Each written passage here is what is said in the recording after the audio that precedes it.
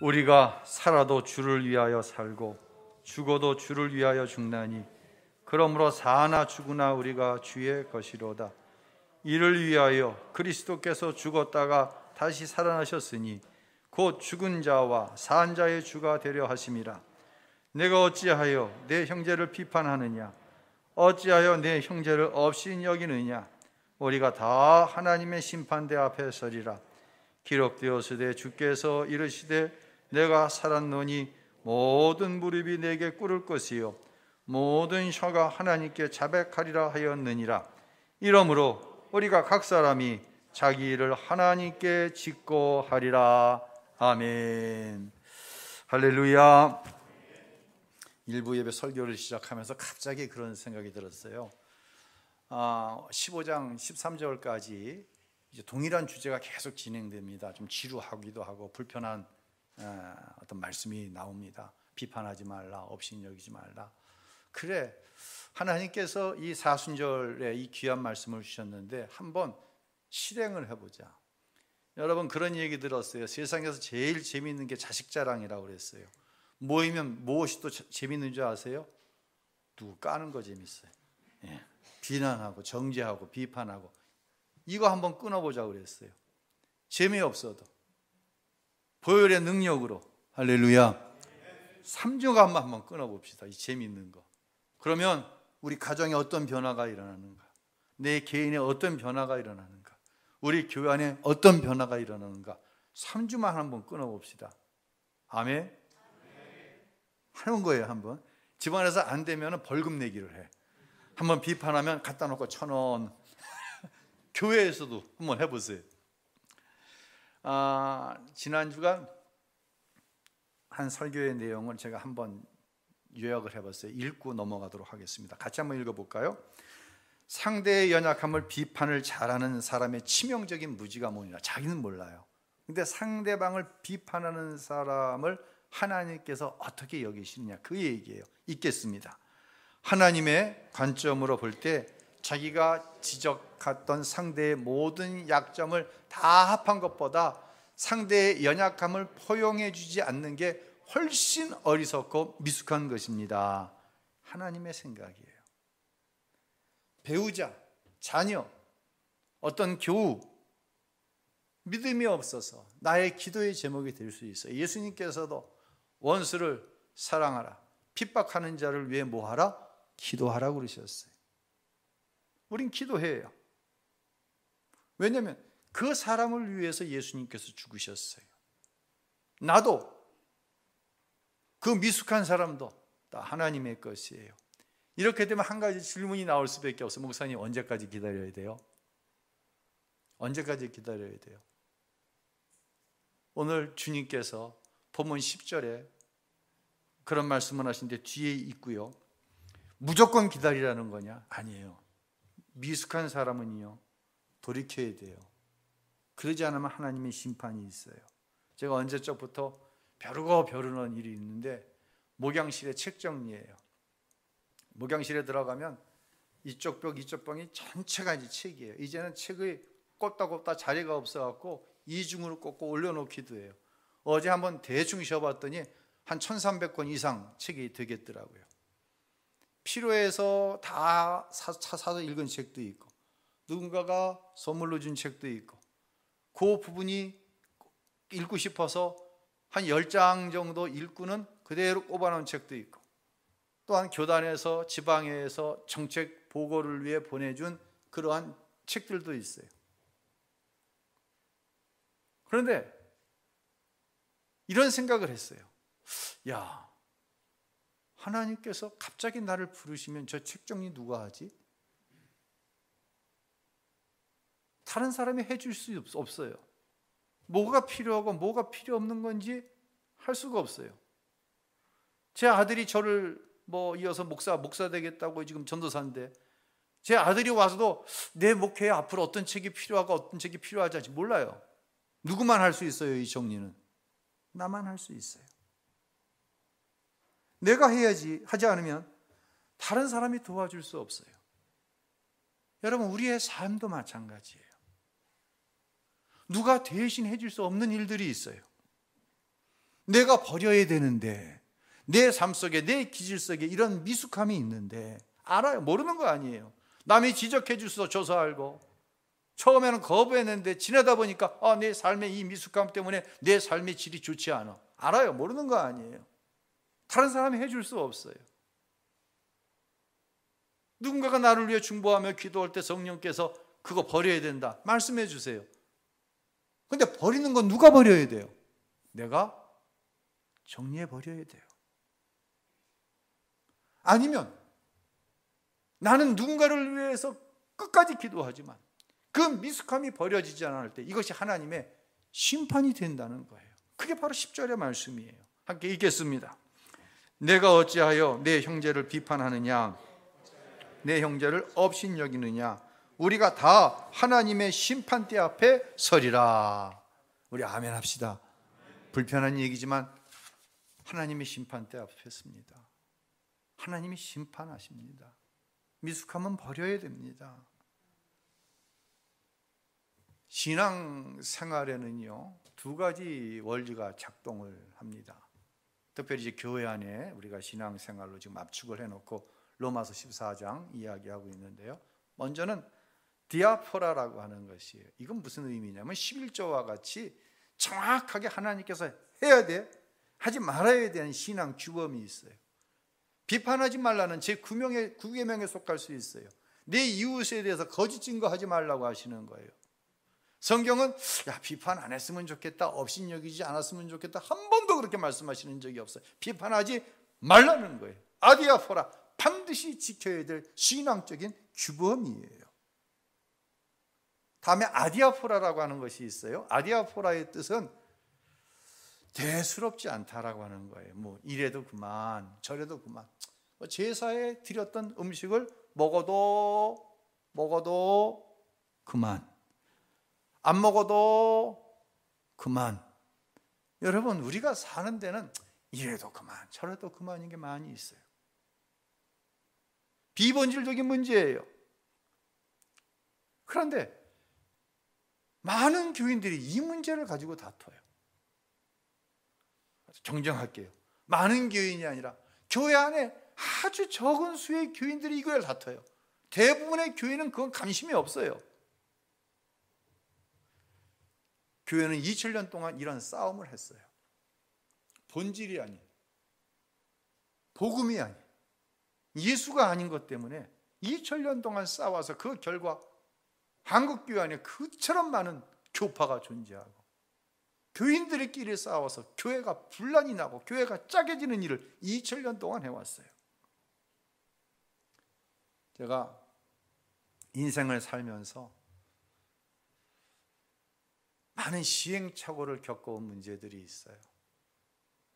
특별히 집안에서 제가 아내하고 대화를 하다 보면 아내가 답답하다는 거예요. 그 얘기 하려고 그러는 게 아닌데 이야기의 본질을 못 찾고 자꾸만 비본질적인 걸 이야기하는 거예요. 그런데 이게 인생을 살아가면서 참 누구와의 관계를 맺어져 가면서 굉장히 중요한 일이라는 사실을 제가 알게 되었어요. 그래서 제가 제 아들에게도 기회가 있을 때마다 이야기해요. 본질이 무엇인지 그것을 먼저 알고 얘기해라. 목회를 하다 보니까요, 많은 사람과 대화를 나누게 됩니다. 여러분, 이거 참 귀담아 들으시고요, 좀 불편하더라도 여러분의 삶에 잘 적용하셔야 돼요. 많은 사람과 대화를 나눠요. 대화하다 보면 참 지혜로운 사람이다, 아니면 똑똑한 척은 하는데 참 지혜롭지 못하다, 이 나뉘어요. 지혜로운 사람과 대화를 하다 보면 뭔가 뿌듯한 게 있어요. 남는 게 있어요. 그런데 똑똑한 척은 하는데 지혜롭지 못한 사람하고 대화를 나누다 보면은요, 시간은 뭐 한참 갔는데 나중에 뭔 얘기했지? 허망해요. 지혜로운 사람의 특징은 뭐냐면 지금 내가 상대방과 어떠한 이야기를 하고 있는 핵심을 알고 얘기를 해요. 본질이 뭔지. 참 핵심이 모릅니다. 그러면 참고 기다리는 거예요. 말하지 않고 상대방이 어떤 이야기를 나와 나누기를 원하는지 참고 기다리는 거예요. 이 이야기를 지금 나누고 있구나 알게 되면 비로소 대화에 참여하는 거예요. 대화의 시간이 길게 필요하지 않아요. 그런데 유익해요. 아디아포라예요. 본질을 아는 거예요. 반면에 대화에서 가장 치명적인 것은요, 본질을 모른 채 비본질적인 것을 나열해 놓고는 그 하나하나 나열한 것에 대해서 지적을 하는 거예요. 와, 정말 피곤해. 그리고 자기 생각을 관찰하려고 해요. 자기 생각에 관찰되지 않으면 첫 번째 나타나는 게 화를 내는 거예요. 그것이 지나치면 그 그룹에서 이탈을 해버려요. 여러분, 이런 대화는 한두 번은 가능해요. 상대가 이런 대화에 한두 번은 응해줘요. 그러나 이것이 횟수가 지나쳐가면은 그 사람은 고립되고 말아요. 이게 제가 인생 가운데 경험한 거예요. 여러분도 꼭 귀담아 들으시고, 대화의 첫 번째 기술은 뭐냐? 들어주는 거예요. 많이 들어주는 거예요. 그게 1시간이 됐든지 2시간이 됐든지 3시간이 됐든지 들어주면은요, 자기가 말하다가 스스로 답을 찾는 경우가 굉장히 많아요. 대화? 어떤 주제를 가지고 이야기를 나눈다? 본질이 무엇인지를 알아야 돼요. 교회의 본질은 뭐예요? 교회의 본질은 오늘 본문 8, 9절에 이렇게 이야기를 해요. 우리 한번 읽어보겠습니다. 우리가 살아도 주를 위하여 살고 죽어도 주를 위하여 죽나니 그러므로 사나 죽으나 우리가 주의 것이로다. 이를 위하여 그리스도께서 죽었다가 다시 살아나셨으니 곧 죽은 자와 산 자의 주가 되려 하심이라. 아멘. 교회의 본질은 죽었다가 다시 살아나신 예수예요. 나도 십자가에 죽고 나도 예수님과 함께 부활할 줄로 믿으시기를 바랍니다. 이게 교회의 본질이에요. 지난 주일이죠. 남녀 회장단과 우리 소그룹 식사와 이제 오후 열린 제자 양육에 대해서 여러분의 생각을 제가 좀 듣는 시간을 가졌어요. 그리고 제가 목회적인 방향을 제시하는 시간을 가졌어요. 대부분의 회장들이 소그룹의 의미를 잘 알고 있었어요. 그리고 오후 열린 제자 양육에 대해서는 별 얘기가 나오지 않았어요. 근데 본질적인 걸 다 이야기하더라고요. 자, 우리가 얻고자 하는 게 있어요. 소그룹을 통해서. 근데 주일밖에는 이게 안 돼요. 그러니 시간이 없어요. 주일날. 지금 교사, 찬양대, 안내위원 뭐 빼면은요, 주방에 들어갈 인원이 없어요. 이러니 비본질적인 거 먹는 거야. 한 끼 좀 소홀하게 먹으면 어떠냐? 근데 여러분, 오늘은 소홀하지 않아요. 기대하시기 바랍니다. 좀 어떤 날은 소홀하면 좀 어떠냐? 먹는 게 본질을 위해서 비본질적인 건 좀 희생하자. 이것이 거의 전체적인 의견이었어요. 아디아포라예요. 중요한 것을 위해서 비본질적인 것은 서로가 양보하고 포기하는 거예요.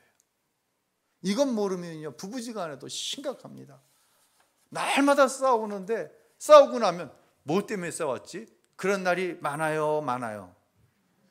애들이 보면 진짜 웃겨. 애들도 아니고 무슨 엄마 아빠가 맨날 저런 거 가지고 싸워.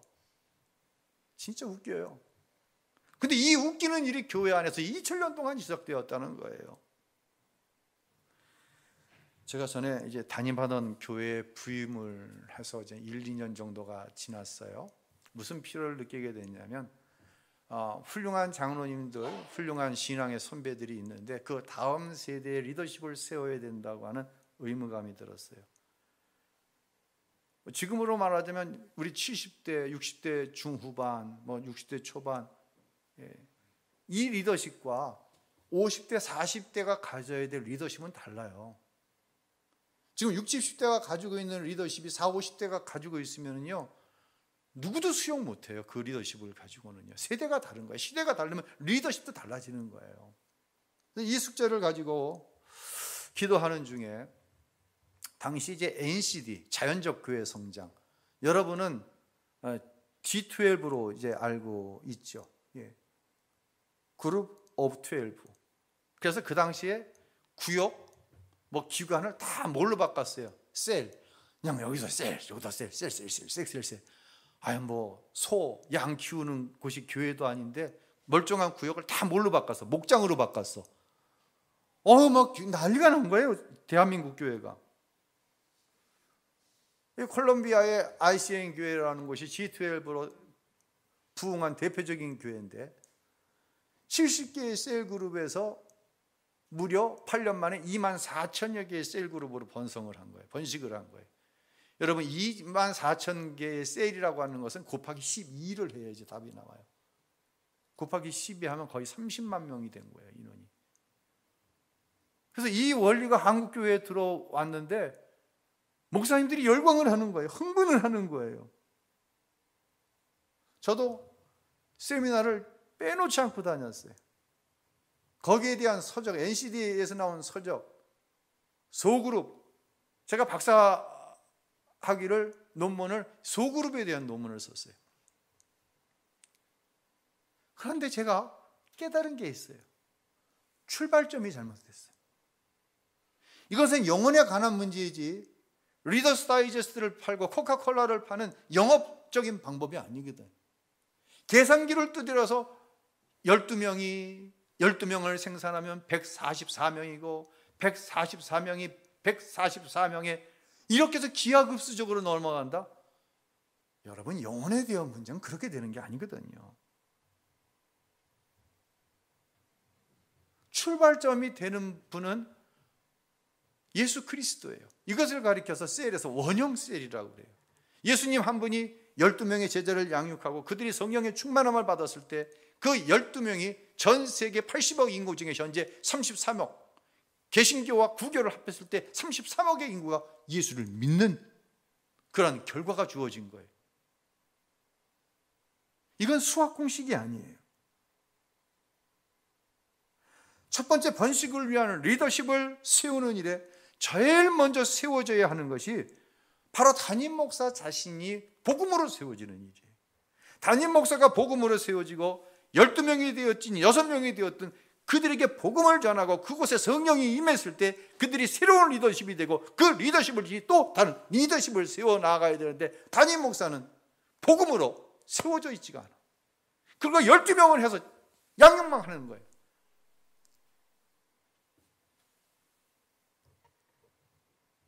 아주 한국교회가 아니야. 흥분했어요, 이 일로. 이 세미나나 좋은 책으로 사람이 바뀌지 않아요. 여러분, 책 많이 읽으세요. 근데 그걸로 사람이 바뀌는 게 아니에요. 사람의 어떤 가치 패러다임은 오직 예수로밖에 바뀌지 않아요. 이 사실을 인정하고 모든 교회 교육이 시작이 출발이 되어야 돼요. 자, 이런 문제로 내가 고민하고 있어요. 내가 바뀌어야 되는데, 내가 예수님처럼 돼야 되는데 고민하고 있을 때 선배 목사님 한 분이 바나바 목회자 영성 훈련이라는 것을 소개시켜 드려서 제가 이 이야기를 한번 주일날 한 적이 있어요. 다른 각도에서 한번 좀 말씀을 드리는 거예요.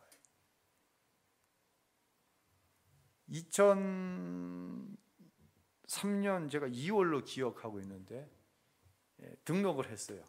바나바 영성훈련원에 한 달에 4박 5일을 숙식을 함께 하면서 이제 훈련을 10개월 동안 받는 거예요.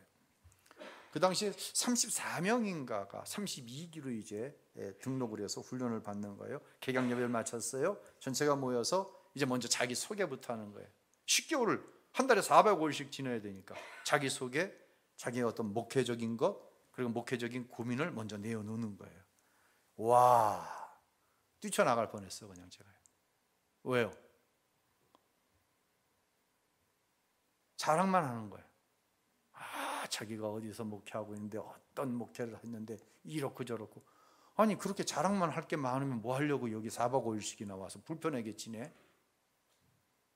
근데 놀란 게 뭐냐면 나도 똑같이 그러고 있는 거예요. 그래서 속으로 다시는 안 온다. 4박 5일에 왔으니까 중간에 나갈 수는 없고 예의상 다시는 안 온다. 그때 제가 절실하게 깨달은 게 있어요. 여러분, 소그룹에서 가장 치명적인 게 뭔지 아십니까? 그러니까 비판하는 거, 이건 알고 있어요. 잘난 척하는 거예요.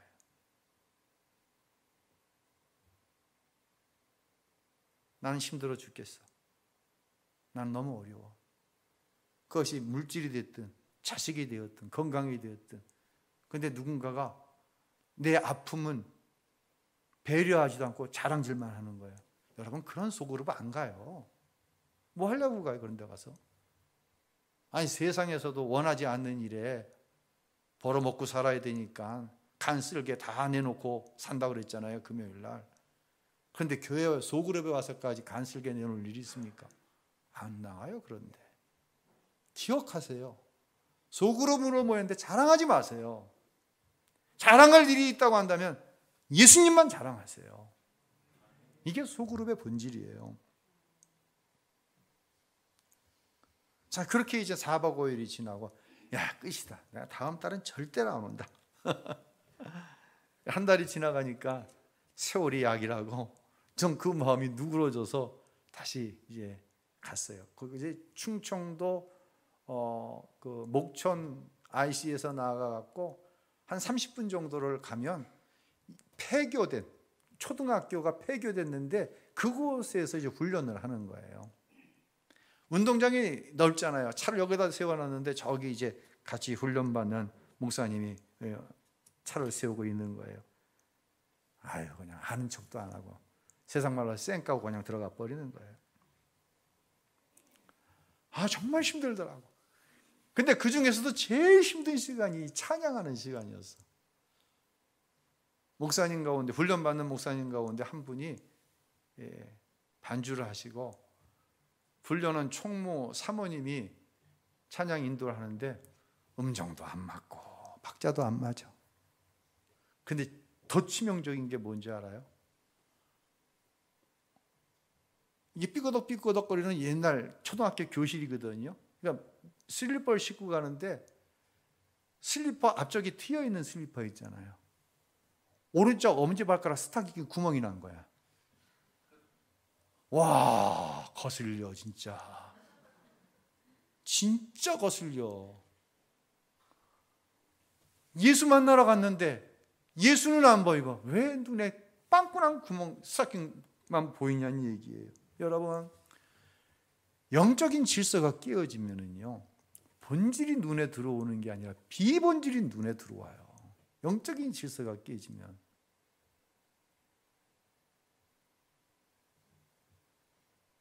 와, 정말 못 견디겠는 거야.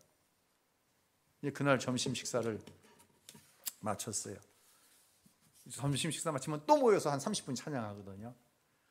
아, 좀 갈아 신고 나오지. 여전히 빵꾸난 그 스타킹 그대로야. 박자 안 맞죠. 음정 안 맞죠. 그런데 조금 시간이 지났는데 이상한 현상이 나타나기 시작합니다. 여기서 훌쩍훌쩍, 저기서 훌쩍훌쩍. 어느 순간 제 눈에서 굵은 눈물이 흐르기 시작했어요. 찬양을 마치고 다 같이 우리 주여 한번 모르고 통성으로 기도합니다. 야, 성령이 운행하시는 것이 느껴지는데 통회하며 회개하고 자복하는 역사가 나타난 거예요. 음정도 안 맞고 박자도 안 맞고 빵꾸난 스타킹에 성령이 역사하시는 거예요. 지금까지 경험하지 못했던, 아니 오랫동안 경험하지 못했던 그 영적인 기쁨이 충만하니까 이 4박 5일이 얼마나 행복한지 몰라. 나중에 헤어지는데요, 서로 껴안고 다음 달에 꼭 보자고. 다음 달이 됐습니다.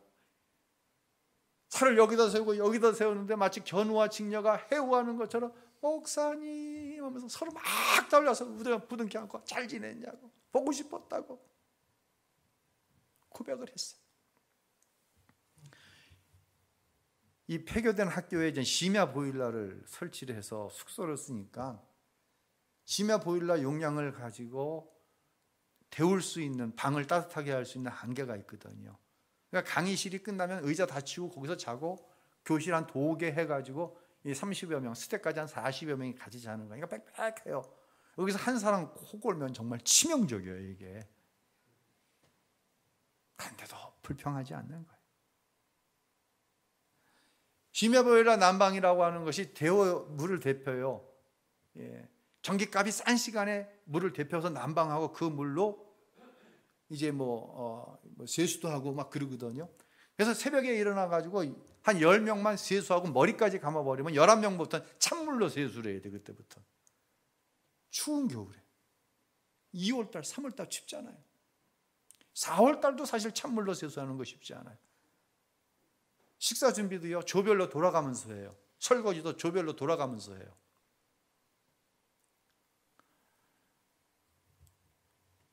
더 치명적인 거. 비가 오면은요, 구조가 여기 이제 학교 운동장이면 왼쪽으로 살짝 높은 지역에 큰 목장이 있어요. 소를 키우는 목장. 비가 많이 오면 이 소의 그 오물들, 배설물들이 다 어디로 흘러내려와.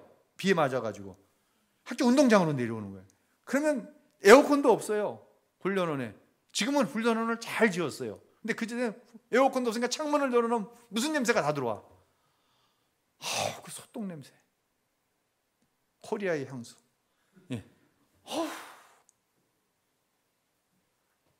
그런데 어떤지 아세요?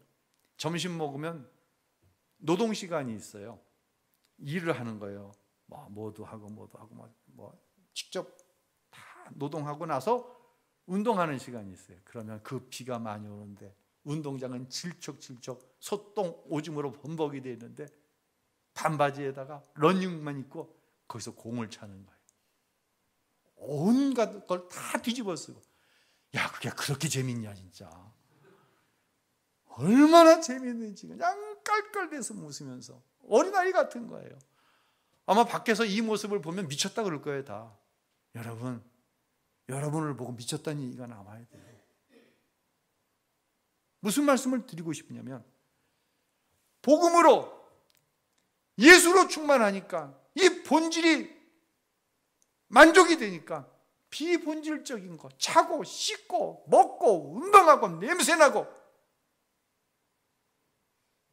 이것이 이 본질을 건드리지를 못하는 거예요.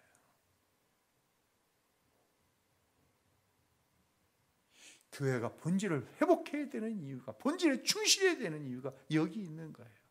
본질에 충실하지 않으면 자는 게 어떻고 씻는 물이 어떻고 먹는 게 어떻고 뭐가 어떻고 여러분 도대체 교회 안에서 불평이 되고 원망이 되어지는 일들을 한번 생각해 보세요. 본질적인 게 일이나 있습니까? 없습니다. 다 비본질적인 것입니다. 왜요? 본질 예수 부활 생명으로 충만하지 않으니까 영혼의 질서가 깨어져 맨날 비본질적인 걸 싸우는 거예요.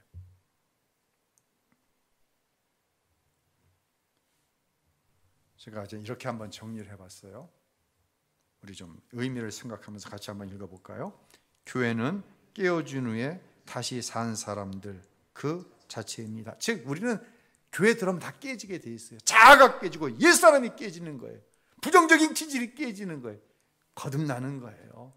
예수와 함께 죽고 예수와 함께 부활하는 거예요. 그게 교회예요. 예수님께서 시작. 예수님께서 이 일을 위해 십자가에 돌아가시고 다시 사셨습니다. 이것이 교회의 본질입니다. 내가 속하고 싶은 소그룹은 나의 가면을 벗고 민낯을 보여도 비판당하지 않고 안전한 곳, 서로의 밑바닥을 다 내보인 후 영혼의 소생, 즉 부활을 경험하는 곳입니다.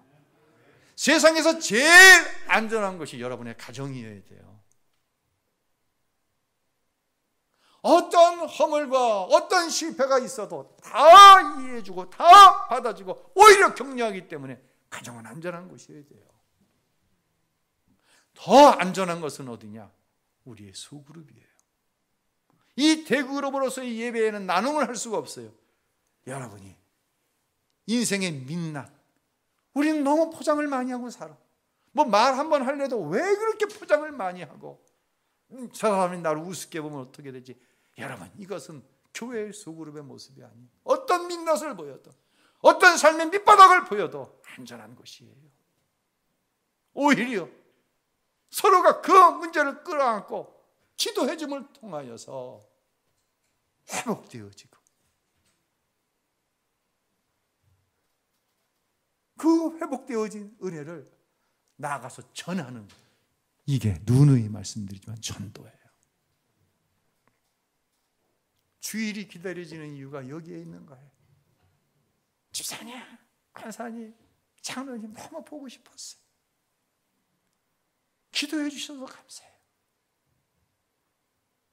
염장로님 아까 기도하다가 왜 좀 그만 울어요. 장로님 왜 운인 줄 알아요?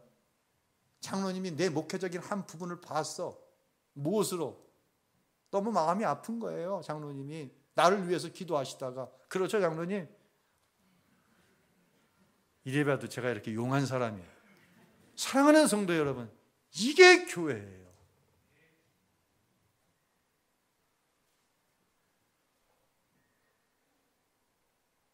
지난주 우리 교단 한국성결신문의 교단 신문이죠. 이런 의미 있는 통계가 나왔어요. 한국교회로서는 아픈 통계예요. 2012년 대한민국 전체 인구의 2.1%가 개신교인이었어요. 2024년 현재 몇 프로로 줄었어요? 15%로 줄었어요. 총 인구 5,134만 명. 최근의 조사예요. 대한민국 인구가. 이걸 15%로 나누면 771만 명이 개신교, 기독교인이에요. 근데 이 중에 226만 명, 약 3분의 1이 교회 안 나가면서 나는 기독교인입니다 라고 조사에 응한, 흔히 얘기하는 가나안 신자. 거꾸로 하면 교회 안 나가 신자예요. 또 이 중에 약 65만 명이 이단이에요. 이단인도 뭐 설문지에는 이단이라고 하는 표가 없거든요. 다 기독교인이지. 이단인데 기독교인이라고 적은 인원이 65만 명. 최대 66만 명까지 보더라고요. 그래서 빼니까 순수한 기독교인이 얼마가 나오냐면 480만 명이 나오는 거예요. 1990년도 후반 2000년도 초반에 한국교회 교인을 몇만으로 얘기했어요? 1000만 그리스도인이라고 얘기했어요. 약 20여 년 만에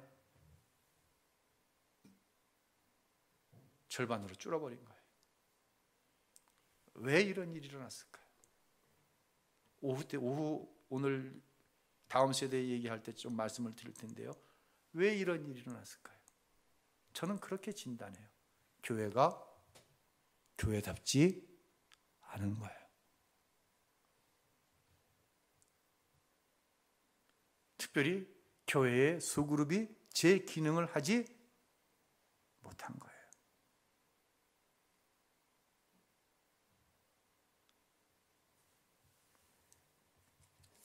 결론을 내리겠습니다. 우리가 지금 로마서를 14장을 몇 주째 계속 말씀을 드리고 있는데요. 교회가 시대의 흐름을 읽고 정말 하나님 앞에 깨어 있어야 합니다. 결국 복음의 본질이 무엇인지 알고 그 복음의 본질을 지켜내기 위해서 하나님 앞에 처절하게 기도하고 하나님이 말씀을 통해 우리를 인도하시는 길을 나아가기 위해 피 흘리지 않는 교회는 절대로 이 땅에 존재 못합니다. 그 교회가 몇천 명, 몇만 명에 모이는 교회라고 할지라도 어느 순간 본질이 회복되지 않으면 모래 위에 지은 집과 같이 그 교회는 무너질 수밖에 없습니다. 그것은 우신교회도 마찬가지예요. 사순절 넷째 주일입니다. 우리는 부활을 향해 가고 있습니다. 예수님께서 피를 흘려 사신 이 교회를 통해 영원의 소생이 이루어져야 되고 부활을 경험할 수 있어야 합니다. 이 일을 위해서 하나님께서는 먼저 저와 여러분을 부르신 줄로 믿습니다. 이 거룩한 하나님의 일에 함께하는 사랑하는 모든 성도 여러분들이 될 수 있기를 예수님의 이름으로 축원합니다.